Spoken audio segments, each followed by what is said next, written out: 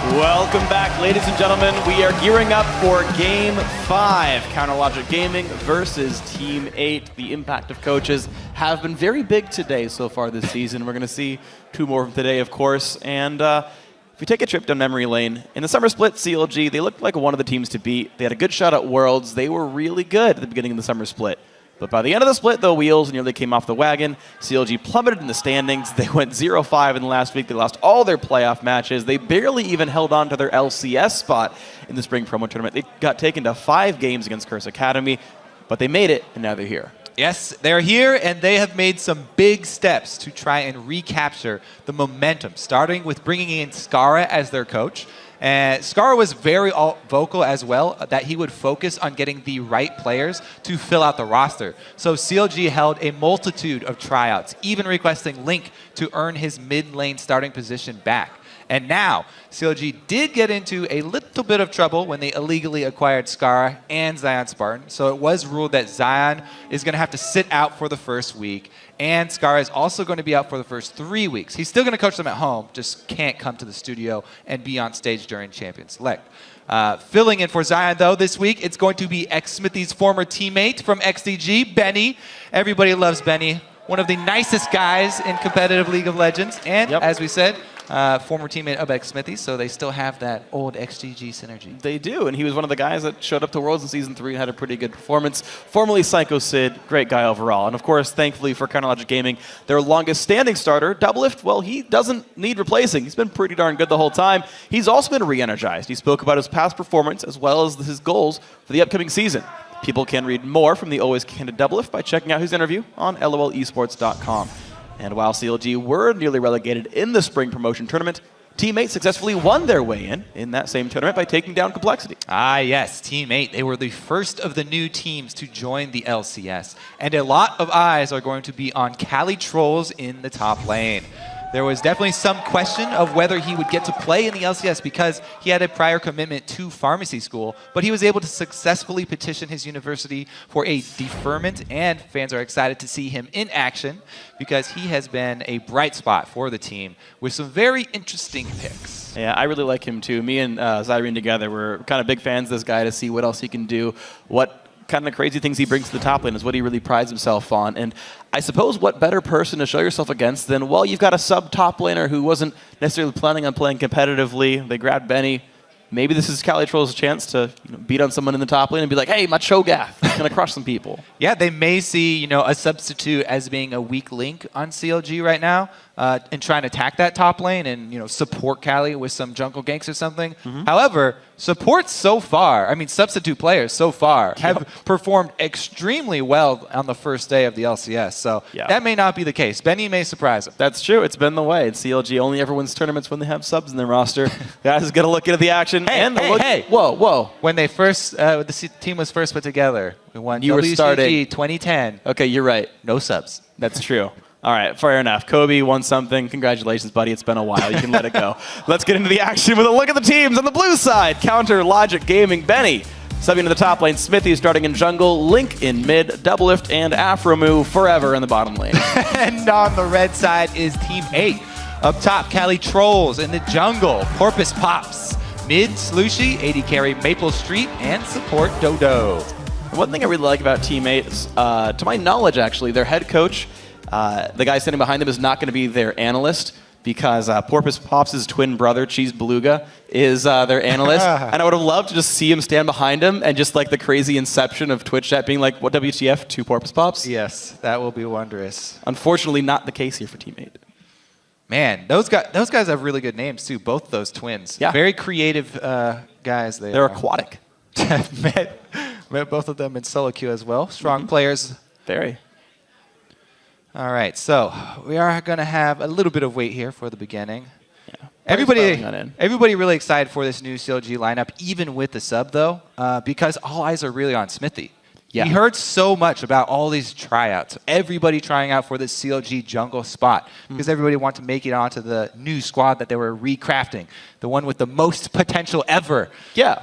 And Smithy was a really odd choice that everybody had not seen him in a really long time. Even in solo queue, high-rated players are like, oh, I haven't seen him in a while. And then he shot right back up and he's been making very quick gains to get his skills back.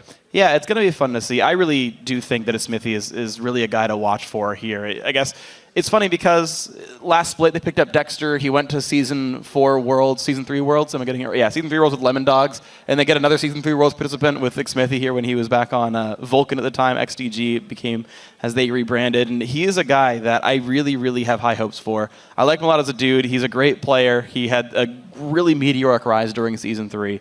I want to see that happen again. Maybe odd seasons are like Smithy's seasons. So every other year he's going to he's going to take off. He'll just take it off. There. He's going to take off. But yeah, and CLG also, just in general, their bottom lane has always, always, always been, I would say, the most dominant bottom lane in the NA LCS. There's some competition for best AD carry, sometimes competition for best support, but their dual lane always performs. Their laning mechanics are always top notch, and Doublelift basically always puts on a good performance. There has definitely always been that hype around them and that sort of reputation. There's definitely a few moments of time where I would actually think that Sneaky plus Lemonation would take the crown from them. Yeah. Lemonation is once in a while, sure. Lemonation, I feel like, is the most underrated support. Nobody ever mentions him as actually being a strong support player in the lane. That's true, actually. He actually is a very strong support. I hear these analysts outside say, I can't wait for High to play support, and they find a new mid laner, and then Lemon plays coach for them so they can get a really good support player on the roster. But I agree. I think Lemon is very good. He's not in this game, though. So yeah, Cloud9 will see them again tomorrow. CLG, though, here, ready to continue their reign as maybe best bot lane NA and ready to try out some of the new players here. Aurelia going away from Cali Trolls. Really odd that the most meta top laner ever is their first ban against Cali Trolls. We thought there would be some focus on top lane in this matchup, and it looks to be the case. Now, Gnar and Lissandra also pretty big priority put on both of those top lane champions in the current state of the game as well. True. And occasionally we see other champions take priority over them. Champions like Sivir that we see banned away right here. But this Pantheon is blowing my mind, Freak. I feel like it's almost a solo lane ban because the jungle has so many options. Yeah, I don't even remember Porpoise being that big of a Pantheon player specifically either. But he's, of course, a great early game ganker, has a lot of pressure available. The Kassadin ban, just like the Team Impulse game, makes me think the first pick LeBlanc might be a priority here. Rengar goes away from Smithy. All right, so Smithy's a guy who, yes, he's done a good job getting back to the level that he wants to be. However, there's no way that he can have a big champion pool still. He took that time off from the game. It's been a while. So a focus ban here with the Rengar, I feel like that's a good strategy. Well, Lissandra comes up, and actually, there it is. Of all champions, Cho'Gath versus Lissandra, my initial thought being that might be an okay matchup, but Benny's going to get himself a Lissandra top lane, maybe goes to Link in the mid. Now I see why they banned out the Kassadin. I really like Kassadin top lane against Lissandra. He just slowly wins it until he's got his stacking items, and then he can roam around really easily. It's true. Fizz, though, an interesting champion. Also usable in the top lane, by the way. Flex pick for this team. Keep in mind, Rek'Sai is here on Porpoise Pops. He's one of the guys who's going to play that type of champion. He's really good on the very fightery junglers. That seems to be his main style. Corki. Fightery? Yeah, well, there's... I get exactly what you're saying. Okay, then I'm going to leave it at that. One of the fightery junglers. And Corki also, a contested AD carry, especially with the Sivir ban. It's going to be great for Maple Street. Yeah, that's true. After you see the first picks, you really get some insight as to exactly what these bans were targeted at. And they're like, yes, that was the counter we're banning. Bunch of counter picks gone away. Look at that. It gives up that amazing combo. The Jarvan plus Gnar. Third round Narvan pickup. That is unusual, but it's going to go to CLG, and my god, is their team fight scary. Yeah, that's pretty scary, and it also does mean that it will pigeonhole Link into playing the Lissandra mid lane. So Shlushi hovering over some wave clear. Both of those champions can shove waves very, very quickly. And Lulu knockup on top of Rek'Sai's own knockup when she gets in there is very scary. Rek'Sai in the middle of a team with a Lulu buffing her up is extremely, extremely scary because her damage output in hand-to-hand combats, as you say, is a very, very fightery champion. Nice. She could definitely deal it out. The champion to be worried about here for sure. Also keep in mind, by the way, Rek'Sai is a great top laner. That's true. Although they're hovering Sion, so never mind. But that is something to keep in mind, though. I really do like that she's extremely hard to gank in the top lane. She can use tunnels pre-placed for escaping ganks. Not only that, but she can also unburrow when you come gank her. So she's a very flexible champion. Sion, though, probably going to go in the top lane. If we're calling out flex picks, also can be a good support. Yep. So still an option there. We'll keep all jungle our options open. We've seen jungle Lulu for what that's worth too. So who even knows? Teammates, we've also seen Corki mid. This entire comp, no idea where it's going. No champion at all. CLG, though, going up against Corki here. Sipper's already been banned, which would usually be the pick. So maybe he'll go with a Vayne and even try and avoid it and go somewhere else. I always like to see double lift on Vayne, but not going to happen this time around. Very team fight focused for CLG. They've got plenty of wave clear and defense, though. CLG, they bring, like right off the bat, they bring this to 45 minutes. Yeah. You outscale and you win the game. Yeah, Double Lift has been extremely vocal about Tristana and the state of the champion. Still has that timer that she puts on the game. But man, it's really about the first 3 picks for this CLG team. They're so strong. When have you last seen Janna go to a last pick for a team? This is ridiculous. Sure. CLG have a stacked lineup. This is going very, very well for CLG as far as picked bans are concerned. They certainly have all the contested champions. All I'm going to say for Team 8, though, is they've basically gotten a counter pick every single lane they wanted to, right? Ban the Saber, pick the Corki. They got the Lulu after they knew where Lissandra was going. Sion after they knew where Gnar was going. Annie after they saw that Janna was picked up. Theoretically, Team 8 have picked themselves winning matchups. Basically, what I see from Team 8 is a mid-game win. Like, they want to push for a mid-game win. This is what they're all about. They want to take advantage of Rek'Sai's mobility. They want to take advantage of Corki's mid-game power spike, and then have Annie force the issue. Yes. Like, we're locking in Annie so that we can pull the trigger on when our comp peaks. And keep in mind, of course, that's, I think, and you might agree with me on this one, it's got to be turrets that they take off this, because taking 2-3 dragons doesn't mean that much on its own. Yeah, I don't know if they could last long enough to take all 5. Right. And that's the big thing, is normally you'd say, well, maybe Sion gets invincible, but not against Tristana. And if you can get more than just the 3 outer turrets, then maybe you're okay. Nobody gets invincible versus Tristana. No, not a single champion. Guys, head on over to Twitter, cast your vote for the winning team, send hashtag CLGwin or hashtag T8win to @LOL Esports. I'm going to tally up those votes shortly, and we'll see, for the sake of the internet, who you guys think is going to win this game. Now, very successfully, I say, both these teams have managed to ban out the counter picks and then pick the champions they wanted. Kind of down the line, the Sivir went away, Corki got grabbed, the Irelia went away, Gnar got grabbed. Over and over and over again, these guys got themselves some very good matchups.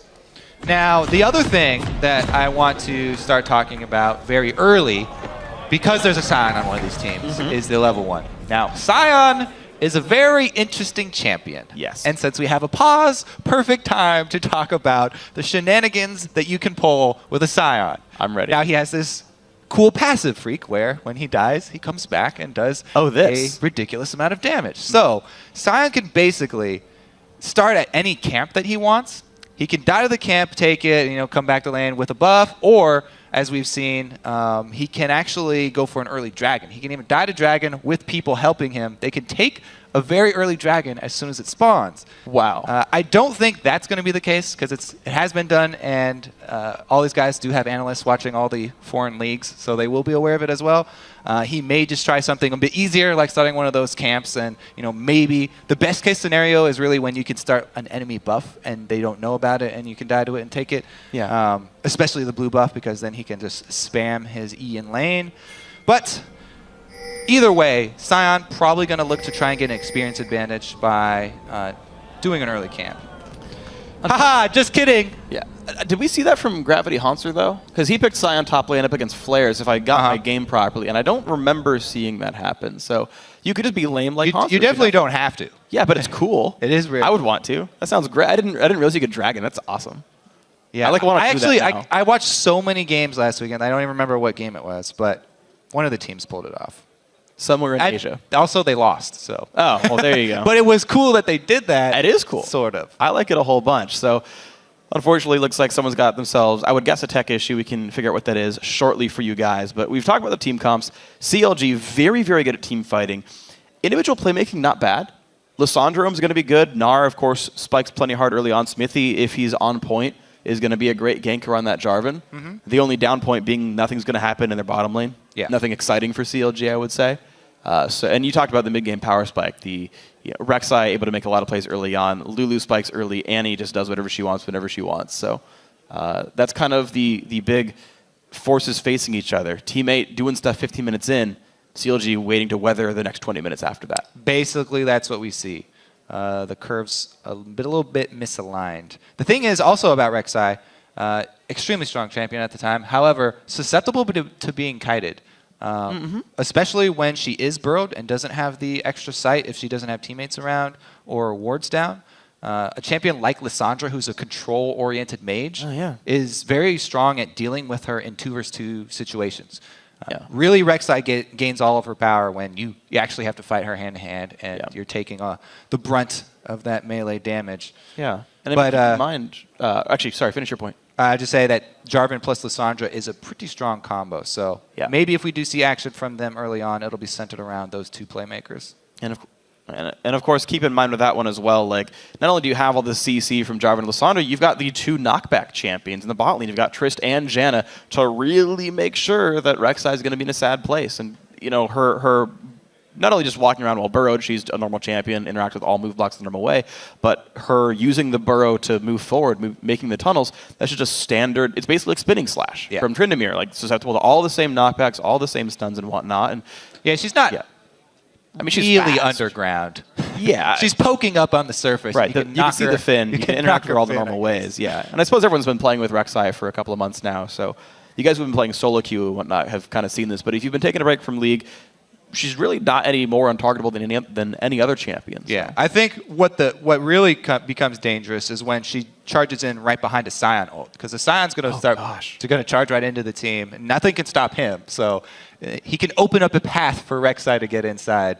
That or, Flash Tibbers, as we said. Annie's going to be really the linchpin that brings this entire team together and allows teammate to actually push the button in the mid game when they do have the power.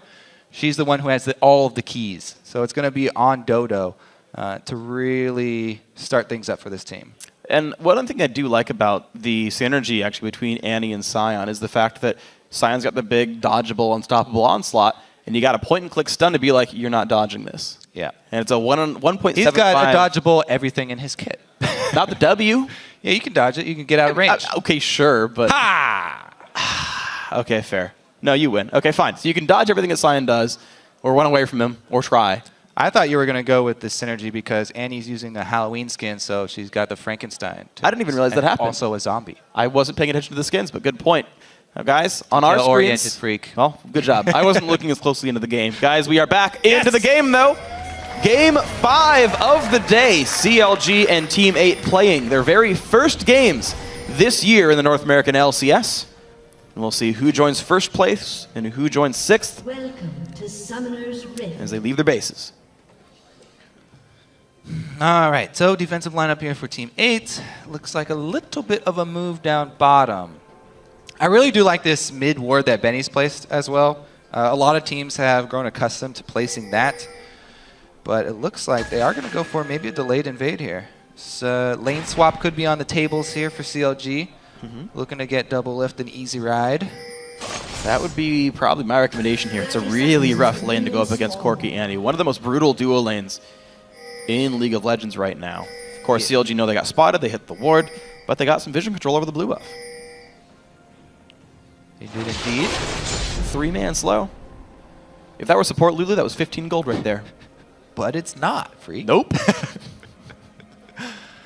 Interesting. That is a pink ward, by the way. That is an early pink ward from Team 8.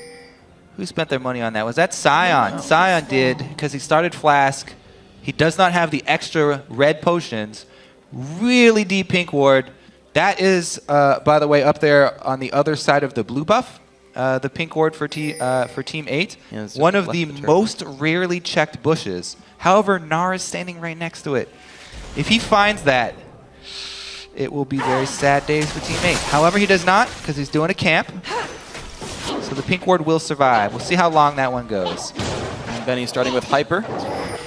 Guess it's the best DPS for taking a camp down like this. And slowly but surely he kites it out. Executed. There it is. Throws, dives to the camp. That's those Scion shenanigans early on. Can he take them all out? One more left. Woo! Level 2. Victory. Benny doing the same thing. Doesn't have to die for his. You might become Big Gnar, but that's about it. Does take a lot longer when you're not a zombie, though. It's true. It's more adorable, though. Aww. You know he spells LOL with the blocks? Yep. Attention to detail, Kobe. Scion, though, got to lane much earlier. You can see the difference here between Scion trying to take advantage of his passive or a standard top laner doing an extra camp. He gets up there much more quickly, has control of the lane. Not only does he have the experience boost, but he gets to shove it as well. And this basically will be the story of the day for Scion. Try and shove that lane, keep it going, and push Benny down. We'll see how well Benny can CS under his turret. He'll do his best to keep these minions pushed. I just like that Scion harasses by yelling at minions, and they fly across the map and hit you. That's essentially how that works. Smithy, pretty safe clear for himself. Level 3, both buffs, nice and safe. Similar for Rek'Sai here, Porpoise Pops. He gets seen by the pink ward, walks right through. So they have been alerted to Smithy's whereabouts, and Porpoise Pops is full health. So might try and take advantage. Nope, just hard farming with that Rek'Sai. I'm a little bit surprised he didn't look to try to fight Jarvan. Well, you can tell his mentality. Porpoise Pops went with the early Rangers purple smite here. So he's looking to hard farm and get an experience and level advantage before he starts fighting. A lot of people do like to get Chilling Smite fairly early on him, but I am a very big fan, especially in competitive play, of the Trailblazer early and trying to farm fairly quickly. Rek'Sai has got great mobility in the jungle. She can use the tunnels really early on to traverse the map and get to those camps very quickly. And then with the Trailblazer, she immediately destroys camps. Whether they're yours or hers, she will take them out extremely quickly, and you can accrue a nice experience advantage on her because she is so quick. And with the help of Cadley Trolls, the Western jungle. They found the pink ward, but can he use it as bait? Nope. The answer is no. Yeah, Smithy does not take it. His Raptor buff triggered, and he's like, there's a ward here. And he's like, it's that ward. He waits until he sees Porpoise Pops exit through the river.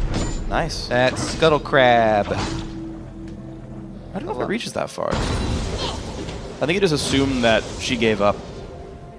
Benefit from good timing there then. Very smart. Link forced away, though. Really good early harass. Actually reveals Smithy's location, too. Oh, missed the Glitter Lance. And now he doesn't have to clear this fatty wave. He's going to miss some. Ouch. Oh. Yeah.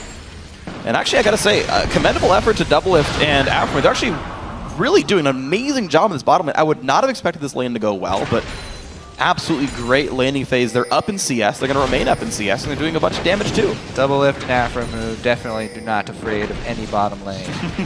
They will take anyone on. And it's pretty easy if they get the early shove. However, got to be worried about Rek'Sai. They do have defensive wards up.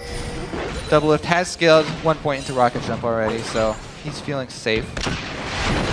Yeah. Unless we get the anti-flash stun into like a flash on Burrow, there's pretty much no way you're going to start that gank off nicely. Barba's what?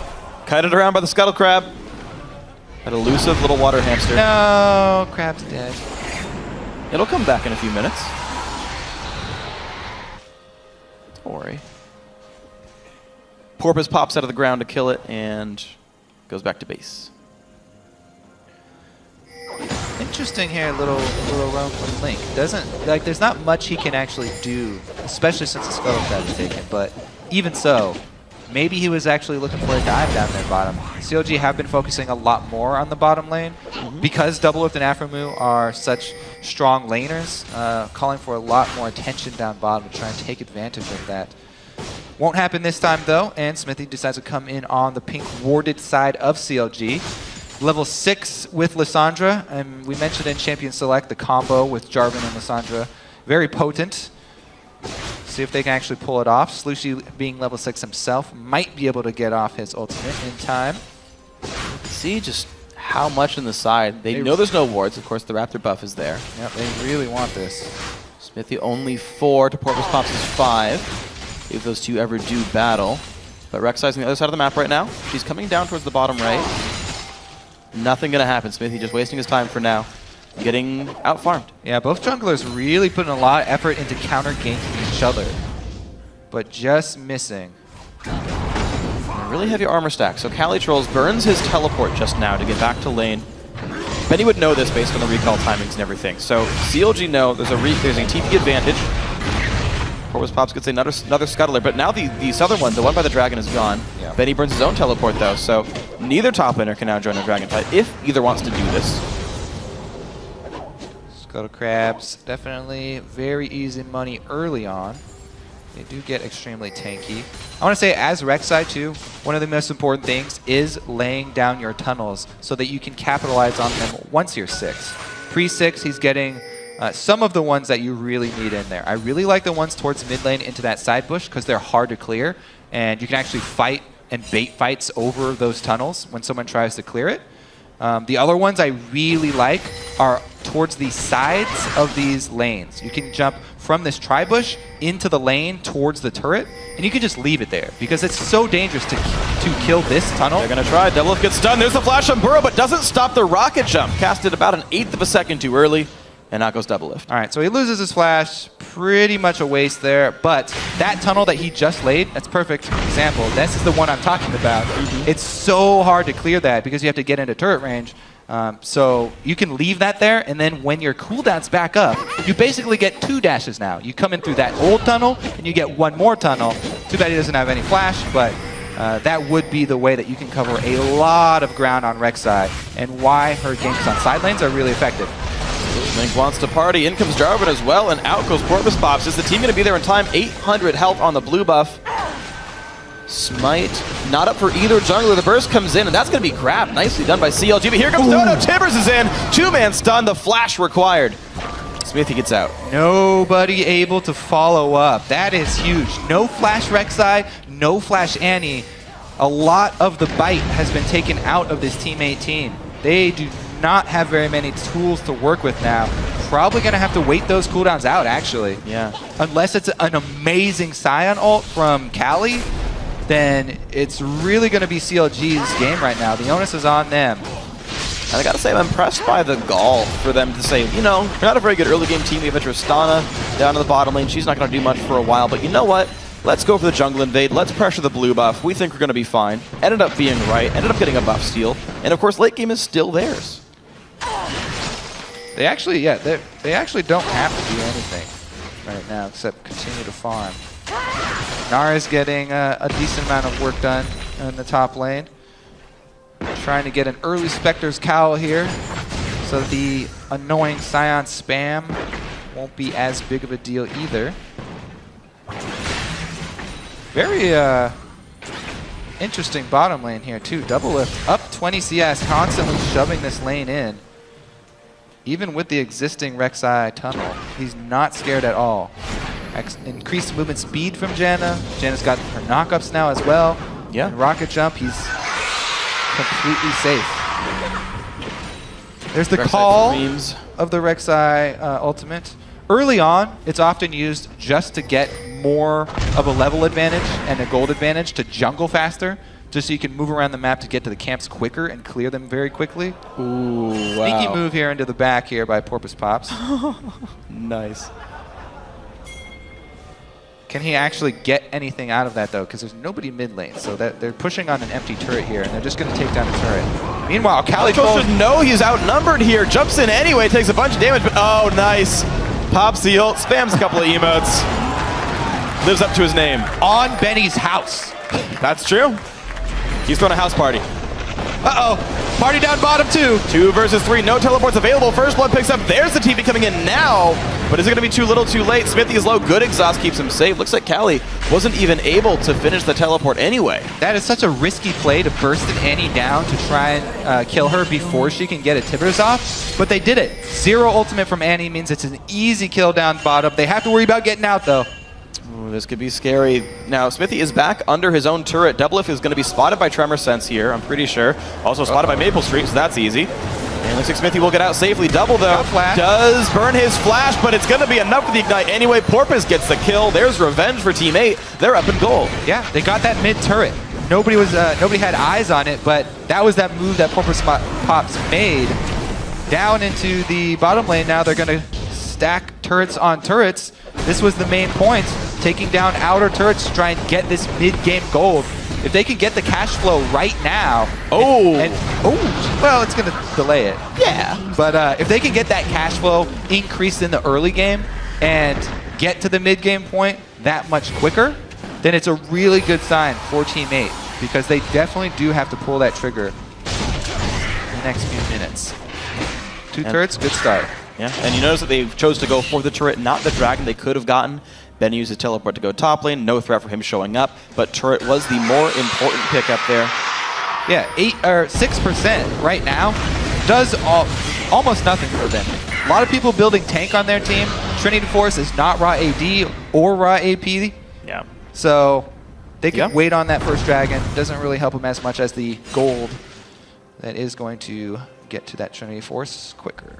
And there's a second pink ward on that same location that just got cleared by CLG. Teammate really loved that one, just to the left of mid turret.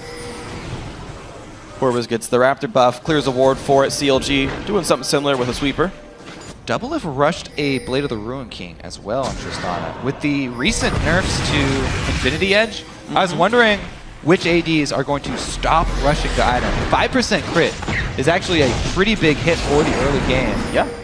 And not that many people still really like getting the Phantom Dancer. So it looks like Double Lift has already started with a new build path here, going with the Blade of the Ruin King. Now, not only does it give him more peel, but it actually also does help him if he decides to jump in. Yep. This was kind of the Season 3 builds for a little bit. This was when Reckless won Copenhagen Wolves way back in the day.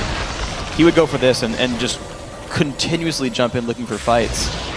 And this also gives Tristana a bit of a better mid-game. If you're waiting for the IE to finish and then another crit item to show up, whereas if you have Ruin King, like, you do something right now. Yeah, and the only really hard part about this item path is before you get the actual completion of the Blade of the Ruin King. When you're sitting on just Cutlass and some daggers. But he bypassed that really easily. Very easy landing phase for Double Lift. Sneaky little dragon right here. Through the ward. And nothing that Team 8 can do about it because they made the move up towards blue. Not only do they get the blue answered for, dragon goes down. See about this mid lane push though, because Team 8 are trying to answer with a strong mid lane push. Rek'Sai plus Lulu. Calitroll's also bullied out top lane, so I mean, yeah, okay, dragon got taken, but Team 8's looking at a 3-turret lead right here. Okay, make it 2 because Double have pushed bottom lane again, kind of with no Everybody's whatsoever. heading up to the top lane as well. Blue buff, trade blue buff. Still there. So they don't even get to answer back blue buffs here because CLG have made it over. It would be a 4 versus 3 if they attempt this blue buff steal. Yeah, good call by Team 8. They don't want to extend their stay here in CLG territory.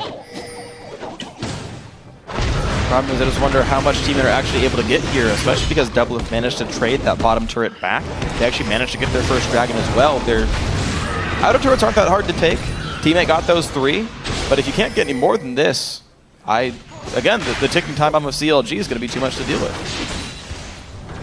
Interesting as well. We have the Skirmishers upgrade for the Smite for Smithy on Jarvan here.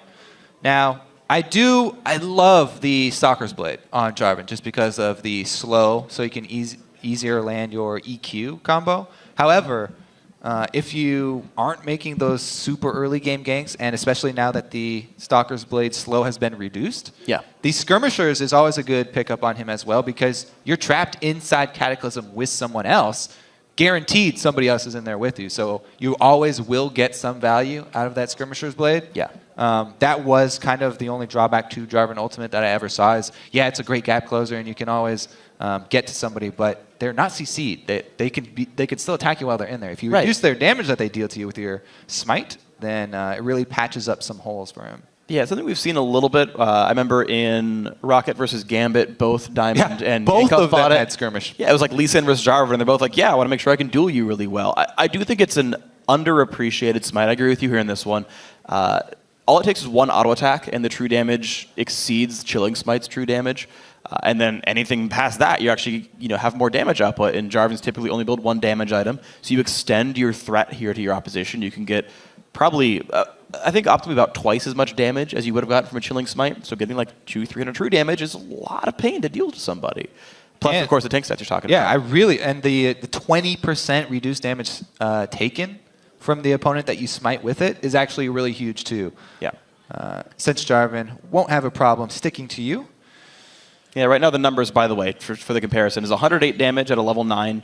Jarvan's 108 dot over 3 seconds versus 84 for the Chilling Smite burst from Porpoise Pops with the Chilling Smite. So Porpoise is one level down, but again, the damage just slightly eclipses it, and especially because you can trigger it more than once in a fight.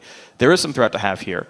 Also worth pointing out, Porpoise Pops did get himself a Sight Stone, so he's really, really trying to get the vision game going, which does surprise me a bit, being that he's Rek'Sai. That's a champion that I feel like needs to continue to be a damage threat to be useful in the game. But maybe that's just me playing solo queue too much. I mean, Sightstone is always good on Rek'Sai because of the part where if you're by yourself, then you don't have a very strong vision. So it always feels nice to have a Sightstone as well, not only to help out your team vision, but also so that you don't have to walk around blind all the time underground and just rely on the sonar. So I do kind of like it there, but definitely think you are right in pointing out that she is a very strong duelist, and taking advantage of the damage that she can deal is always a pretty strong strategy. Yeah. Especially since he's the one with the kill on their team. That's true. It is a fairly low kill game, about 16 minutes in. I know the initial pause was for Doublelift saying he didn't have any in-game sound, although it seems like Link is requiring some help right now. So I'm unsure if someone else found themselves with some issues. But look at the rest of this game. We definitely have full tank Sion. It's been Frozen Heart first almost all the time for him. Added a Giant's Belt, which is interesting. I don't normally see that, but just adding more combat stats for the most part. It's also a very physical damage heavy composition. Really only Lissandra dealing magic damage from CLG. And that's not usually that bursty of a champion. You see cooldown boots more than Magic Pen. You get an early Zonias instead of a Death Cap. Yeah. So Callie can probably feel safe that he won't get ulted by Lissandra. However, she does have a decent amount of AoE that he will be taking, side shots from. And since Link has rushed this Morello, he can actually have a pretty good mid game right now. We were wondering about how CLG will get through this part. With the itemization that they've actually taken, they've already hit quite a few item breakpoints for a lot of their guys. So even though they are slightly behind in gold, it looks pretty strong for them because remember, they do have that dragon buff as well. Right, and the fact that they're down 2 towers and yet still only down 500 gold for it means they're straight up winning their laning phases. Oh yeah, just CS is crazy for them. Right, exactly. You've got somehow Jarvan keeping up in CS against Rek'Sai, a 20-something minion lead here for the Lissandra, and a 25 minion lead for Tristana, which shouldn't happen, just straight up. Should not happen in this game. So props to Double and Aftermove, props to Link, and the individual skill of CLG is carrying them through the early game, I would say, for the most part.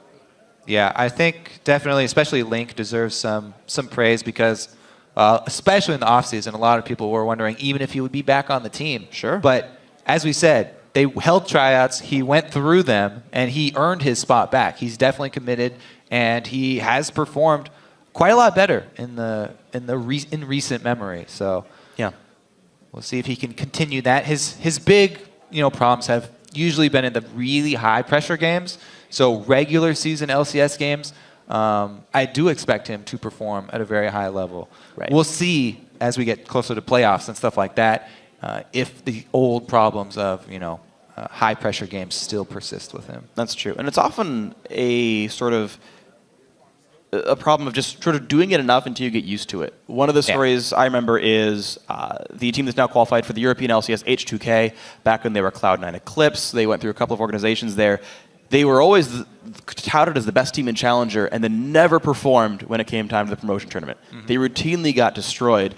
And you saw kind of their shining star, Forbidden, show up in the EU LCS and crush Elements, crush Froggen in his debut. And it's like, hey, these players finally learned how to perform properly. Again, H2K doing well in the expansion tournament. Forbidden himself doing very well on Fnatic. And it was just a matter of time until these players got good at playing in the higher pressure games. I think Link, similar for him. Yeah, there's definitely a reason we constantly are overvaluing veterans. It definitely does pay off to have that experience. They prove they can do it. All right, let's see if Team 8 can actually pull the trigger now because Annie has her stun charged up. No flash available. So it may be the situation where they are looking for the Scion to sort of, if not hit his ultimate, at least corral CLG into an area where Annie can hit her. Even though Scion may not always hit his ult, he at least zones out a large part of the map. Vroom! That was not as epic of a sound as the ultimate deserved, I feel for you. He didn't do anything epic. He showed up mid lane. Little bit lackluster. Well, when Porpoise flanks somebody and like gets a triple kill, I'll do something other than Vroom. All right. All right, Kobe? You're setting the set- standard pretty low here, and you're going to amp it up. I like it. Over the river. What do you want from me? Circling I can around do the that. dragon pit right now is All right. Porpoise Pops, trying to get some deeper vision. That's one thing that Teammate have not been able to do, is really encroach anywhere on CLG territory. It's been hard for them to really get back into this jungle. They placed the early pink ward. We saw this was definitely an early goal for them, and they've continued to try and keep that up. But really all of CLG, not just Afromu, have done such a good job of cleaning off their jungle and keeping out that vision from Teammate so that it's hard for Teammate to make that mid-game push and try and get a pick. Yeah, you're absolutely right. It's been a team effort for CLG. Oh, Calitroll's getting jumped on in his own pink ward. In comes Lysandra as well. Ult's out of it. Calitroll's afraid. So no Scion ult and no Annie flash is a really big problem for Team 8. They would have to get Rek'Sai in range for a flash, which is much, much harder to do. Oh, absolutely wonderful stuff by Counter Logic Gaming. They are stifling all of Teammate's opportunities as they slowly tick up in gold, as they slowly scale into the end game. And that is not a good thing for Team 8 when that happens here. Smithy, in his debut in Season 5, also doing a pretty good job. Here's the jump in. Doublelift just rocket jumps away, and the mid turret's almost dead. And Doublelift looks to be building more attack speed here, makings of a Zeal at least on his Tristana. Now, that does work really well when you have especially Janna as your support. Adding that extra to AD, you get a lot of value when she puts that shield on you, since he's built so much attack speed. Benny finishing up the top turret here, while Calitrolls was occupied. And Benny the sub, even CS here, using Gnar for CLG. So far, really strong performance from him, I have to say, as the sub coming back, just being called up out of nowhere. We'll see how he performs in the team fights, because Gnar, very tricky, got to work around that Gnar bar, as Riv called it. I really like that definition. I like that, yeah, that's a good one. Sounds like a candy bar that I would love to try, right? Please. Did you nod a Narbar? Got a silent G, it's a good word. It's the best I got. I'm warming up, guys. Beginning of the season. Benny's still getting pushed around a little bit. I mean, he's certainly playing reasonably passively. He's not trying to do anything too flashy. And again, the team comp doesn't require that. And he is full tank Gnar, so... We've seen that mostly today, actually. Yeah, not a whole lot he could gain with the 1 versus 1. Wow, that Ward's staying around so long now that Smithy actually able to take it out. Pure auto attacks. Nice by him. The one thing that is a little bit lacking here from Team 8, I don't see Porpoise Pops with many good tunnels in position right now to make any actually game-changing plays. Right now, all of the tunnels are really just for getting around the jungle faster. So you can see there, Pops the ultimate once again. Yep. He's just cruising around his jungle really quickly, trying to get up that experience and gold advantage from farming super hard. But not really going to be the game changer as far as the initiation is concerned. However, Teammate waited long enough, and he flashed back up now. And honestly, yeah, Porpoise Pop's the same level as Xmithy, who doesn't have an ult that gets him around the map into the jungle faster, so really not a lot to show for it from Porpoise Pops here. The Rek'Sai early game power not doing much yet. The early game team not doing much either. The engages haven't been really finding anything. Dragons in 10 seconds. Baron's up now. All right, this is going to be a really, really telling fight for Team 8. Right now they're split up. This could be fairly bad for them. They need Annie with the rest of the team. If Annie gets caught and has to blow the Tibbers early, they are in a bad, bad situation. Benning at half of a Narbar right here. It will become large soon. Dragon could easily be contested with his Blade of the Ruin King. The other thing I really like about Benny building full tank... Well, yeah, Ward's going to get back and forth. Smithy slowed down, but so far Doublelift just getting free shots here, basically. Yeah, early Blade is also really good against Sion since he gets so much health. True. I do have to say, though, one of the best things against an Annie support, since she's so popular now, people should be running a very strong full tank. Because a full tank in front of Annie's so squishy. If you have 1 point man, it's hard for her to get around. Sign comes in though. They find Smithy, and that is going to be nearly a dead Jarvan. Flash in, Calitrolls finds one. Now will they get more? Double from the back lines. Rocket jumps away, slash into Calitrolls. The knockup onto Benny. Porpoise pops really low. Knocks up, gets a heal. Benny fails the flash. That's going to be a second kill. Now Link gets slowed down. There's no turrets around them, but back goes teammate. There's that trigger. They pulled it. Teammate with the mid game looking for the big fight. They were able to get an Annie stun on both Double Lift and Benny. Now it's going to be the Dragon after. Let's see if they can actually finish it. Yes, they can. No smite available for any steal. They know doubles in that brush. Double Lift, not really planning anything. Just trying to wait out his time and see where Team 8 goes. Wow. Bit of hubris by CLG. All right. So as we said, it's much easier for Rek'Sai to come in right behind Sion Ultimate. Gets in the back, Annie stun, Benny plus Double Lift. So they didn't get much damage out of Double Lift. Maybe 4 or 5 auto attacks before someone's already dead. Porpoise pops in there to bait Benny a little bit. He unburrows and immediately flashes. So he gets his knockup off before flashing all the way into a bush. Pretty risky, but good play from him right there as he gets away with it. And then Benny, a little bit panicked right there, as you said, not able to get out over the wall, and they got an extra kill for it. One thing was actually unsung there. That fight should have been even worse. The Janna ulti actually knocked Maple Street over the wall after he had already Valkyried in. Took him like 10 seconds to walk all the way around as his team's fighting without him. There could have been a lot more done there, but still 2 for 0 plus. The Dragon, not bad. That said, CLG equalized the turrets after the recall. So CLG, Tide and Dragon's now up in gold, despite teammate holding a kill lead. Yeah, and that's not a good sign for Team 8. Double Lift already working on some actual damage now here. Has picked up a BF sword after that. So he's simultaneously working on his Phantom Dancer as well as BF item, which will probably be Infinity Edge. I suppose he might just stop on Zeal and then get the Eye Edge actually completed instead of going to PD. I think it's actually optimal. Double Lift now starting to zone people out, and CLG, they do know they just lost the last fight, but in the next 2,000 gold, I think Double Lift makes that turnaround. The question is, when do CLG feel safe fighting? He just got kicked in for trying it last time. And Corki still is got a ways to go. Corki, next big item is going to be Blade of the Ruin King.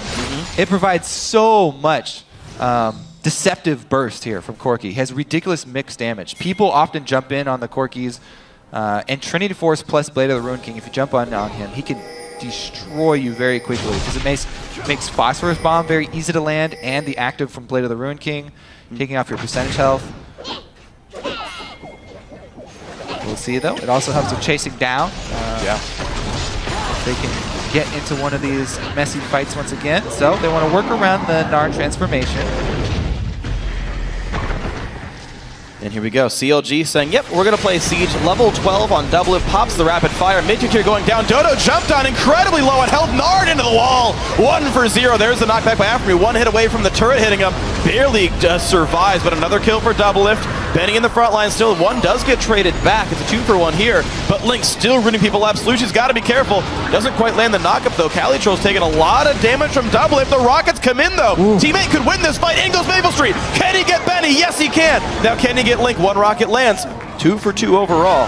Sion chasing. Link goes in. Wow, the burst is not enough, but Exhaust is there, and Double's gonna clean them all up.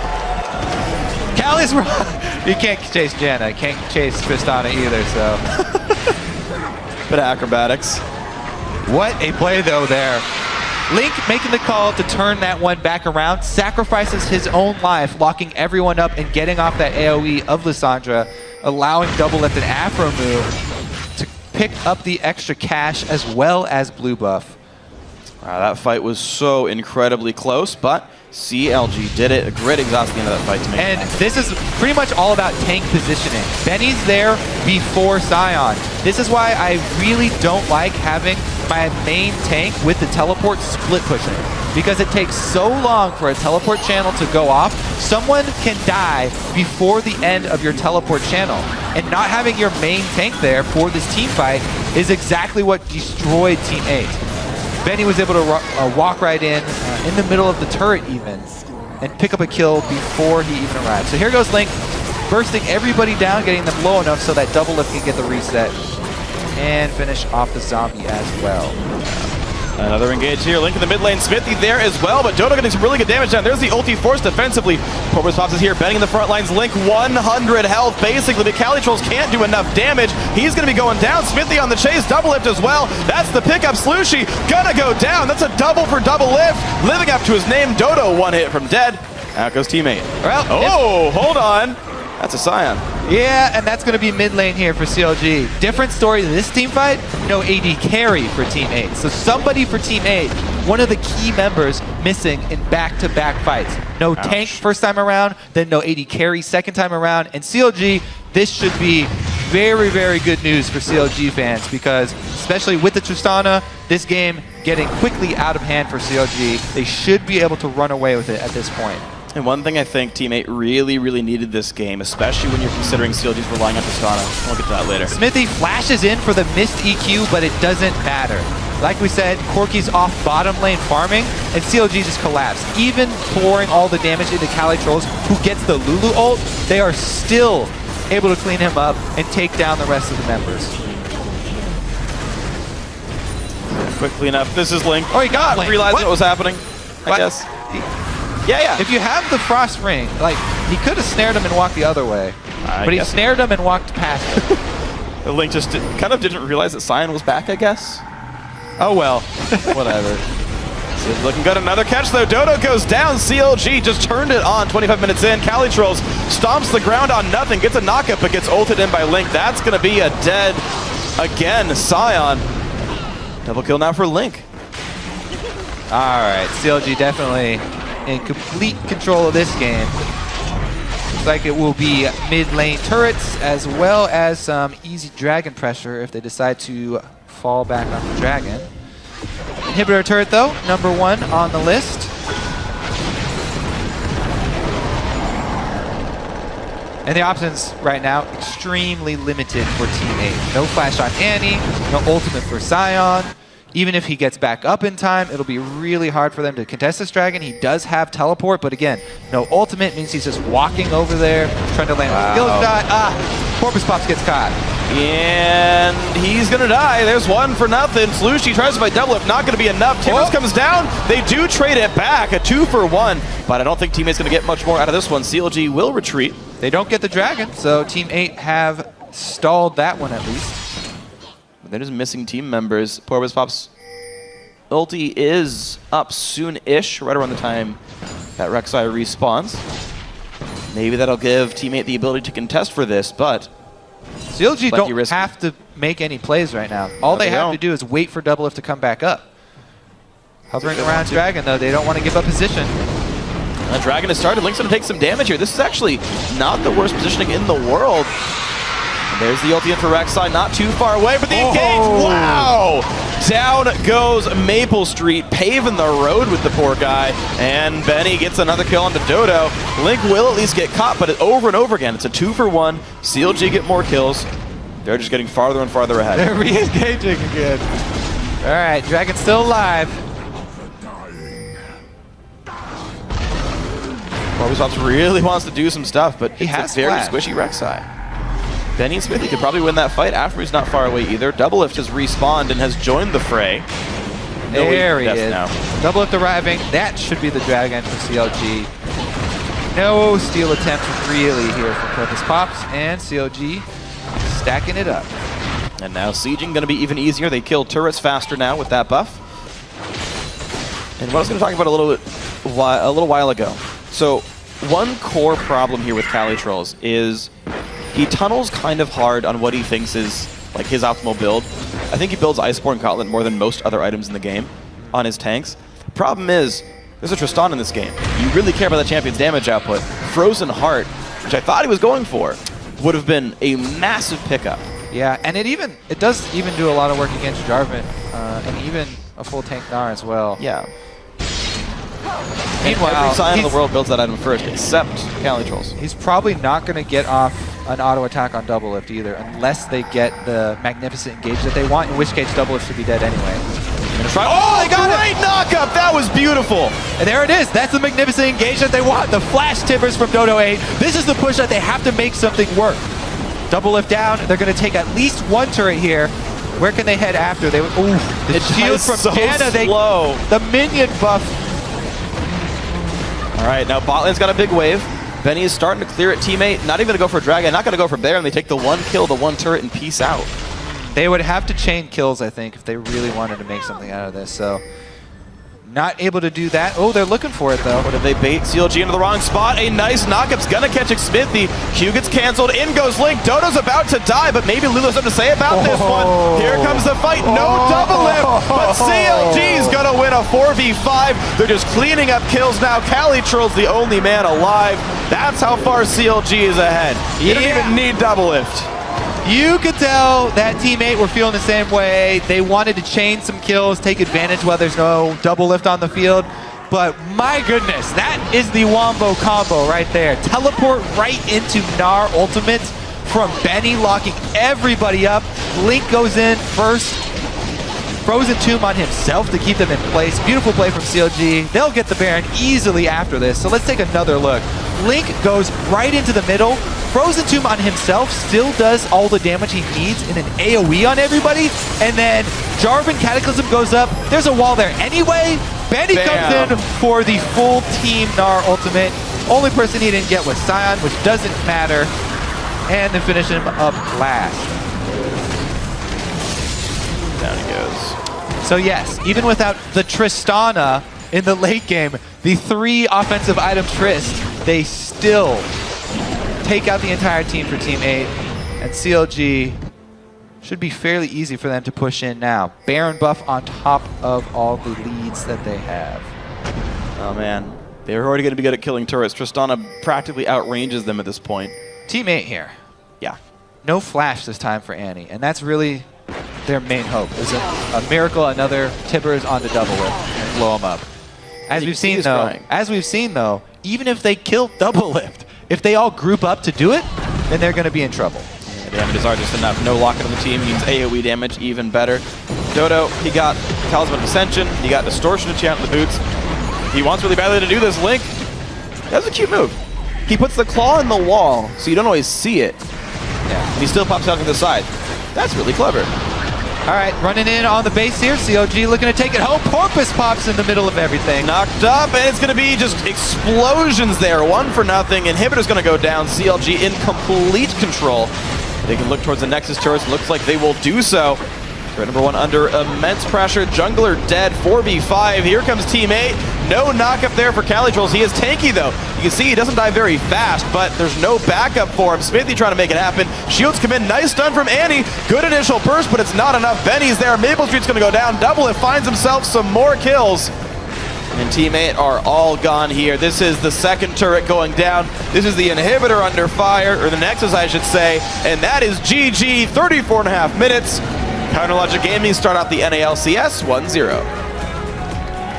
Man, that draft phase for CLG. Whew. Yep. They got so many first pick worthy champions. That is almost ridiculous. Lissandra, Jana. Every single one of those. So ridiculous how well that went for them. And all you have to give up for it is Rek'Sai. That is a bargain, my friend. Not even Corki, I feel like, is on that tier, really. Nope. Wow. Yep. So that's without CLG's main coach, too. That's Zix doing it for him instead of Skara. The substitute top laner, substitute coach.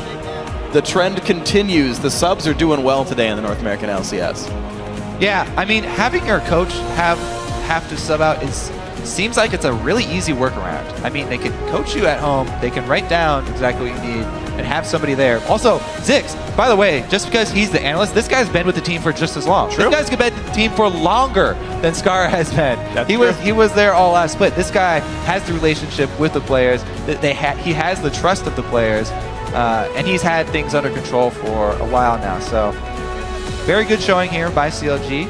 Yeah, from draft up to Nexus Explosion. And I gotta say, you did say their draft was good, but not only, this is actually a trap I think some teams fall into, is pick all the top tier champions are going to win. You heard I Will Dominate talk about how much he praised his team's coach, saying he makes sure that we don't just pick champions, we mold it into a team composition. I think this happened here for sure with Logic Gaming. Not only did they get these highly sought after champions, but saying, hey, well, we needed some late game scaling. We picked the Tristana, but we got the wave crew to make sure that that would still stay afloat. The Lissandra come in here, Jarvan's got a little bit of it, Nara's got a bit of it here. Janet helps keep the turrets alive, right? The comp actually worked out, no big glaring weaknesses. Smart of CLG. And I really do have to give some props also to the XDG members. Yep. Both of them performing admirably, subbing in there for CLG. Smithy on his permanent role as well. Afremu also a great game on top of him. Almost a perfect score, 1-0 and 20. And yeah, the XDG guys, really high KDAs, very few deaths. Really, really good stuff by them. Logic Gaming held on against an early game team. Everyone contributed individually quite well. As a team, they played great. Team 8 got stopped at the 3 outer turrets. That was the big worry. They couldn't get farther than it. You mentioned the lack of deep wards partway through the game. Certainly, everything past the laning phase didn't really click for Team 8. Yeah, I mean, they got a couple good anti-stuns on there, but this squad from CLG was just so solid. They could easily recover from, maybe you get one turret off of one of those amazing anti-stuns. You only get a couple kills, and they easily weathered that storm. So, great stuff by Logic Gaming. They're going to start the series 1-0. Of course, we'll see every single one of these teams tomorrow. Some teams make miraculous rebounds after a Game 1 loss. Some tank after a Game 1 win. We're going to see what happens. But right now, we're going to check in with Riv, who's Riv's side with a member of the victorious Logic Gaming. Thank you very much, gentlemen. And I am with the man who can lift twice as much, Double Lift, coming off a win on that game. A fantastic game for the win. But you guys seem to have a little bit of trouble. A lot of people thought you could have taken it a little quicker than that. What are you guys going to be looking to work on coming out of Game 1? I think earlier we were playing really scared. Me and Afro ended up smashing lane pretty hard, so we wanted to push our advantage. And I ended up dying pretty stupidly 3 times that game. I can remember them pretty clearly, and it's I'm so sad. I honestly played really bad that game, despite the fact that I was really fed and really farmed. It was just a bad performance by me, but my team definitely stepped it up mid game. Afro and Link just kind of took charge, and Smithy was providing a lot of good communication. So our new team dynamic is really good. And Benny is just kind of an assistant top laner, but Zion is more of a carry-oriented top laner. But we're used to playing with both because people, notoriously CLG is the team with oh, we just put the top laner on an island, just play tanks, do whatever. And Benny's one of the best players, I think, at just making sure he won't carry games on his back, just hard 1v5, but he won't ever feed so hard that the enemy top laner is out of hand. So he's just a really good supportive top laner, and he's, yeah, we just did well. Definitely a good one to put in for the game. You yourself, as kind of touched back on last year, say you even expressed that you had lost your way. You didn't really know what the deal was. You wanted to up your game. What have you done? What has reinvigorated you to kind of light that fire again? Well, this season I've been practicing harder than any other season, yeah, by far. I put in a lot of work, a lot of thought into what is my big priorities, because obviously as a pro gamer, your number one priority should obviously be the game, right? You think that's so simple, but then you get distracted, you get sidetracked, and sometimes you have a whole day to yourself and you're I don't really want to play solo queue, I kind of just want to do other stuff. But after failing so much in my career, I've never gotten first or anything like that. I'm pretty sick of losing, honestly. I just hate losing more than anything else. So I'm just looking forward to finally smashing people and shutting people up. Everyone hates CLG right now because we broke the rules. We changed our roster, all this stuff. Everyone just hates CLG. It's the thing right now. And it's going to be fun to, turn it upside down. Well, turned upside down, do you guys think you have what it takes to prove this year to beat the top teams and be on that final stage where TSM and Cloud9 sat last year? Yeah, I think that game, big game, is the real CLG. We stopped playing scared. We're not afraid to go in and make crazy plays. And when I died and then my team 4v5 them and we got the ace and Baron at the end of the game, that's the kind of stuff that CLG is capable of now that we weren't necessarily capable of before. So I think just people playing confident, aggressive, and looking to punish people who make mistakes, because everyone makes mistakes. That's the kind of CLG style that we're going for now. And before it was oh, let's just sit back and wait for them to make a crucially game-losing mistake, and then we can just get to late game. That doesn't work anymore. All right, final question, Double Lift. Looking ahead to tomorrow, Team Liquid, how does CLG feel about that match? Keith is actually really good. I said that a long time ago in an AMA that I had, and I still stick by it. He's really good AD carry. People shouldn't, and obviously as you saw today, he did really well. They did a protect AD carry comp, and he did his job really well. So I don't expect, because they have a ringer, that they're much weaker. Just like they shouldn't expect us to be much weaker because we have a ringer. So it's going to be close, because us and X-Curse, I guess Liquid now, We've had really close games in the past, and they're the ones who knocked us out of Worlds contention last year.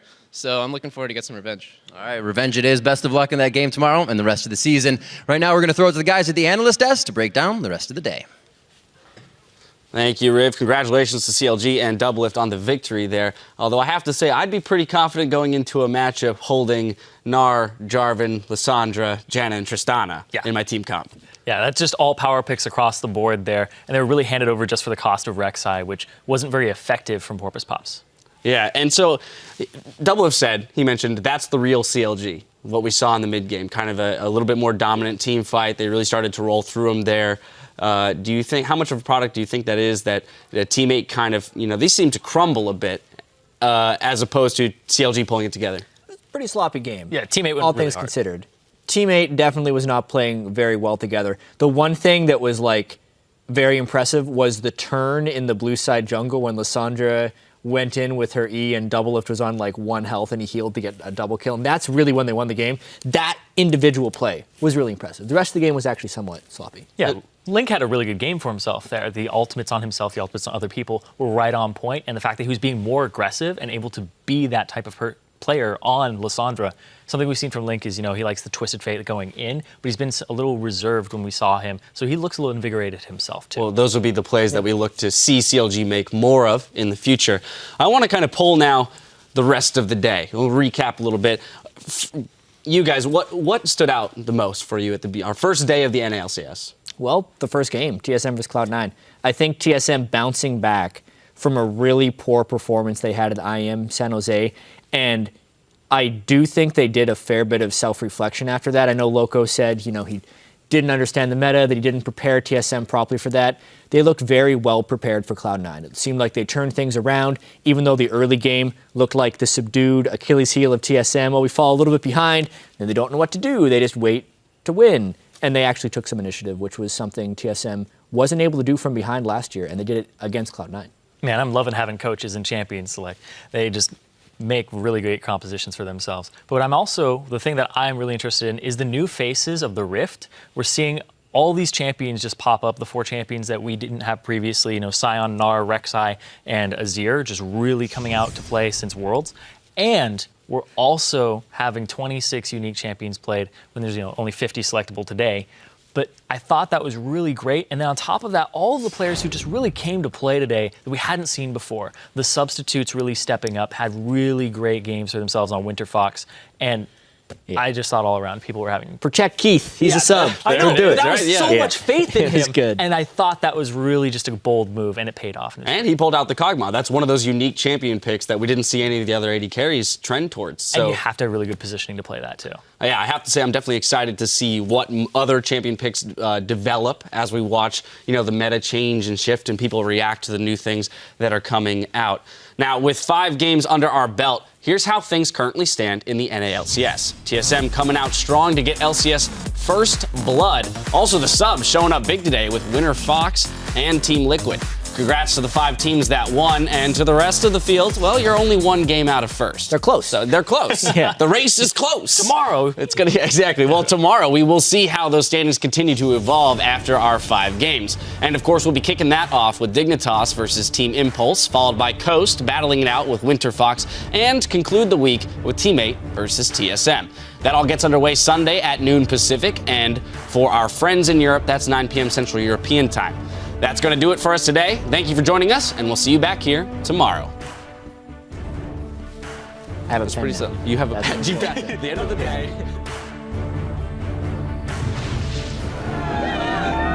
Welcome to day 1 of the NA LCS Spring Split.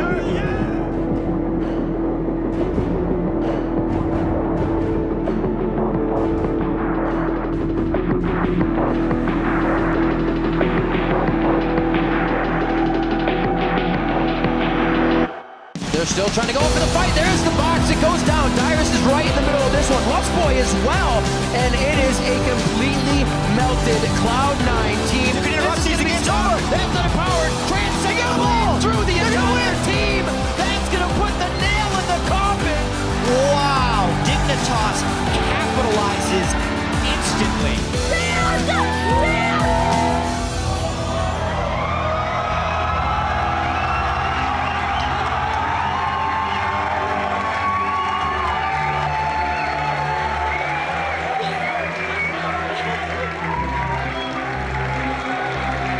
starting off this season. We've already seen some great plays today, and we're only gonna see more. And they still turned it around here with Saint, though. One last hit. Oh my gosh, they're picking up here with slivers of health, and Belter's about to have a heyday. And what a way to start the season. Look out. We are gearing up for Game 5. They're coming. Let's go. Yeah. Coming. Go. Get gnarled. Kill him off. Go, Lulu. Yeah, I got you. I know you got me. It's good, man.